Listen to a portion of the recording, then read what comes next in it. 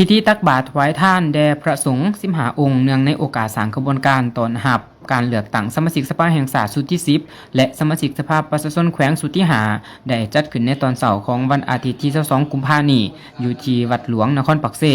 โดยเป็นเกียรติเข้าร่วมของทานสอนใส่ศรีพันดรกรรมการกรมการเมืองศูนย์กลางภาคนายกรัฐมนตรีแห่งสาธารณรัฐประชาธิปไตยประชาชนลาวพร้อมด้วยภรรยามีฐานปริญญาเอกอรุณไส้สุนนราชกรรมการศูนย์กลางภาคเลขาคณะบริหารงานพรรคแขวงจำปาสักพร้อมด้วยภรรยามีบรรดาทานผู้สมัครขับเลือกตั้งสมาชิกสภาแห่งชาติสุดที่10เขตเลือกตั้งที่15แขวงจำปาสักและผู้รับสมัครเลือกตั้งสมาชิกสภาประชาชนแขวงสุดที่5เขตเลือกตั้งนครปักเซพร้อมด้วยคณะพรรคคณะนำของแขวงตลอดหอดพุทธศาสนิกชนเข้าร่วมในพิธีทานสอนไส้ศรีพันดรกรรมการกรมการเมืองศูนย์กลางภาคนายกรัฐมนตรีแห่งสาธารณรัฐประชาธิปไตยประชาชนลาวพร้อมคณะนำได้ให้เกียรติไต่เทียนไส้ไว้พระรัตนตรัย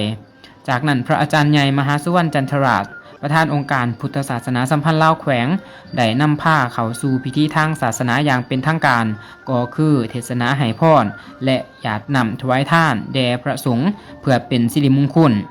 จากนั้นการนำขันสูงพร้อมด้วยพุทธศาสนิกชนก็ได้ร่วมกันใส่บาตรซึ่งจุดประสงค์ในการจัดกิจกรรมใส่บาตรครั้งนี้ก็เพื่อเป็นการเฉลิมฉลองให้แก่การเลือกตั้งสมาชิกสภาแห่งชาติสุดที่10เขตเลือกตั้งที่15แขวงจำปาสักและสภาประชาชนแขวงสุดที่5ให้สมกับเป็นบุญปางใหญ่ของปวงชนลาวทั้งชาติ